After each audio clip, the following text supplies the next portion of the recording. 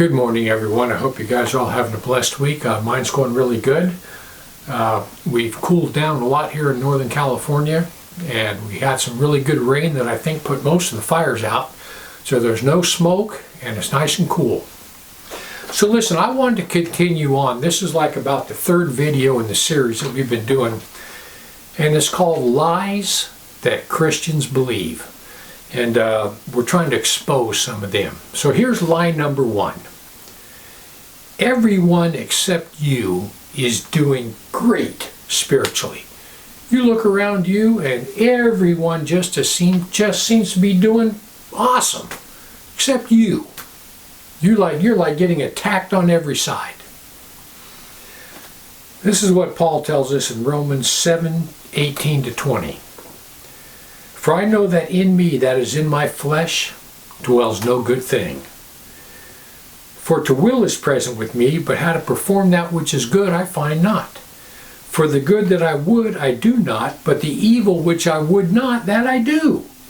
Now if I do not, it is no more I that do it, but sin that dwells in me. People, everyone's life seems to be great except yours, because they only let you see what they want you to see. This is especially true for Christians and people that go to church. They put on a front.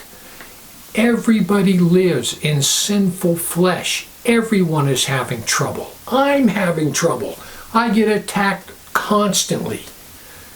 Listen, everybody is not doing great. The demonic host is coming against everybody, you, me included, and the more you think you're on track, the more something happens to knock you back. My whole Christian walk, people, I've been a born-again believer for 45 years. This is my Christian walk. 3 steps forward, slide 2 back. 3 steps forward, slide 2 back. And every one of you has the exact same issue that I do. Everyone is not spiritually perfect except you. We're all fighting tooth and nail toward the mark. Lie number 2. Everyone's life is perfect except yours. Everyone's life is perfect except yours. This is what it says in Psalms 14:2-3. The Lord looked down from heaven upon the children of men to see if there were any that did understand, that seek God. They are all gone aside. They are altogether become filthy. There's none that does good, no, not one. Every single believer is in a spiritual battle.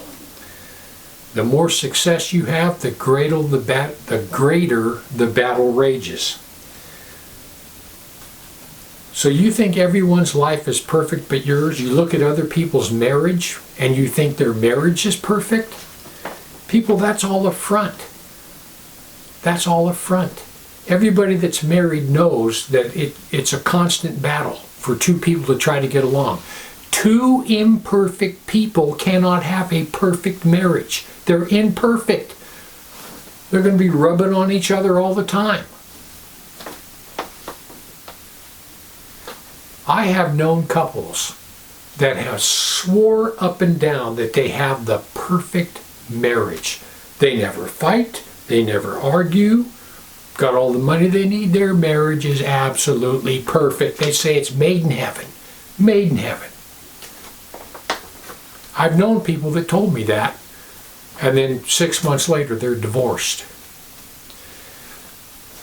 A church that I belonged to years ago was called North Valley Church. People, listen to me. That church, which was probably, 200 people, the divorce rate in that church was probably up to 50%. I know couple after couple after couple that went to that church, both of them born-again believers claiming to be. Both of them, you'd look at their marriage, you'd think they're absolutely perfect, and the divorce rate was just absolutely astronomical for a church.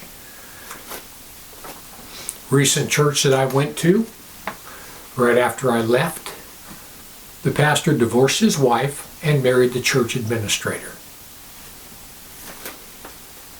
People,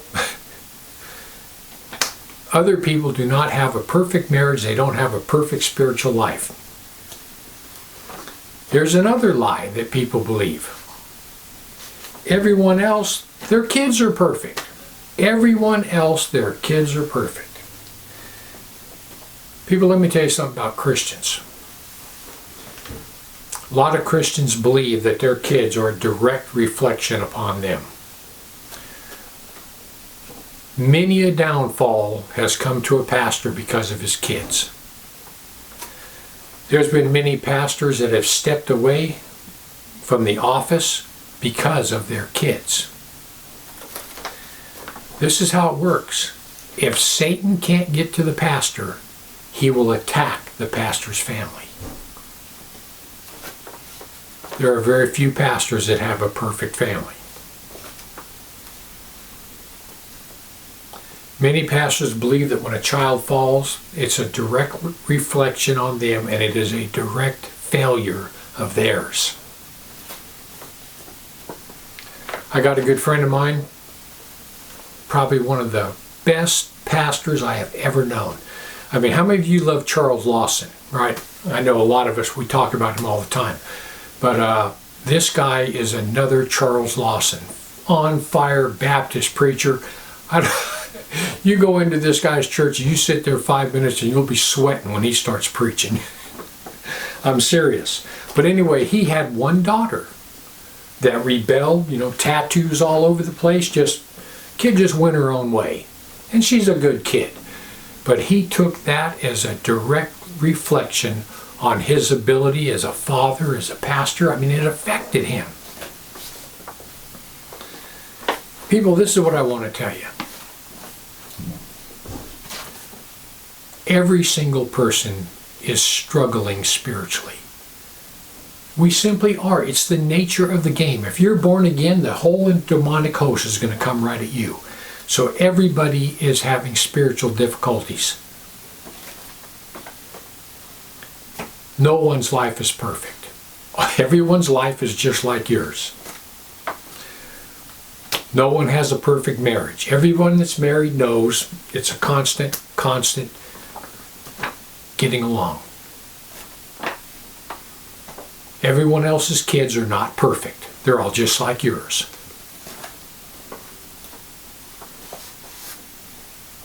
People, this is what we got to get away from as Christians. We got to get away from having to make people think that we're perfect. We have to get away from putting up that front that says everything's perfect. Our marriage is perfect, our kids are perfect, our spiritual life is perfect, everything's perfect. People, it's not perfect. Every one of us is in an absolute spiritual battle. The gates of hell have been opened and the demonic host is coming against us. And all we can do is just pray every day, Lord Jesus, help me, Lord, to serve you another day. And just press on toward the mark until he gets here. But no one's life is perfect. So quit comparing yourself to others. Anyway, I just want to give you something to think about. Heaven or hell, you choose. Just remember, once you take your last breath, it's a done deal.